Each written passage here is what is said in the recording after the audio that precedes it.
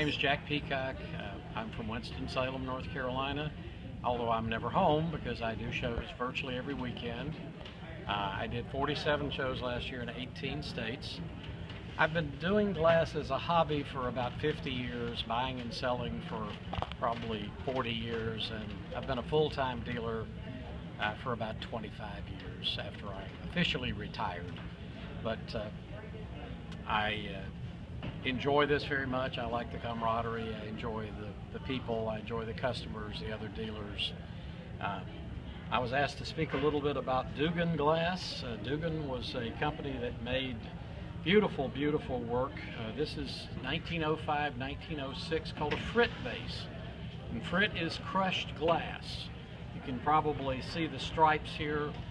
It's made by the glass being blown into a mold with a device in it that causes ridges. You can spin it in your hand. Spin it, okay. And then the piece is pulled out of the mold. The device in the mold is removed so that it's smooth. It's blown back into the mold, which blows the walls of the vase out. This is called a rose vase, out flat. And then the piece, and then when it has the ridges in it, it's rolled in crushed glass, which is called frit. This process is very time consuming, takes several steps. These were done in 1905 and 1906, and this was part of the Venetian line.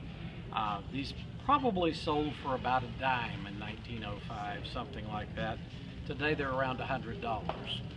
They were done in many colors and many variations, and the crushed glass was often a color that was complementary to the color of the glass itself.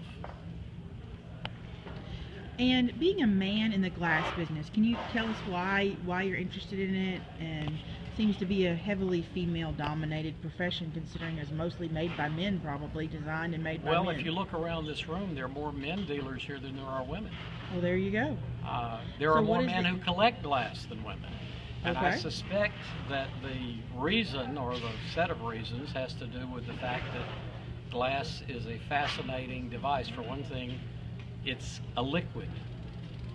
This doesn't look like it, but theoretically this is a liquid. It's made from melted sand, and the colors are made from various salts that are metallic salts that are. She's recording me. That's all right though. I'll get you taken care of in a second. Another happy customer. Yeah, and the reason I got involved is that my mother grew up in Tiffin, Ohio, and when I was a kid we would go visit relatives, and my cousins would take me and we would go barefoot running over to the glass house and watch them blow glass. It was the darkest, blackest, hottest place I've ever seen in my life, and they were producing these gorgeous stems. It's like magic. How do they do this? And so I think the physics, the chemistry, and the magic of it is why people are fascinated. Childhood magic. Oh yeah, it is magic. It is magic to watch people blow glass. Yep. Well, do you have another favorite piece or anything else you'd like to say? I got many favorite pieces. Well, why should people come next year to the big 30th show? 30th anniversary show. Nobody's doing this sort of work, this sort of quality work. The companies are all gone. There are small studios producing good handmade glass, but the vast majority of what's being produced today is machine-made, mass-produced junk, and most of it comes from China. I think people should see their history.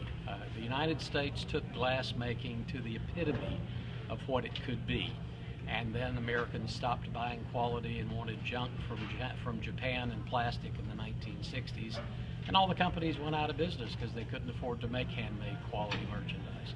People need to come and see what our history is all about.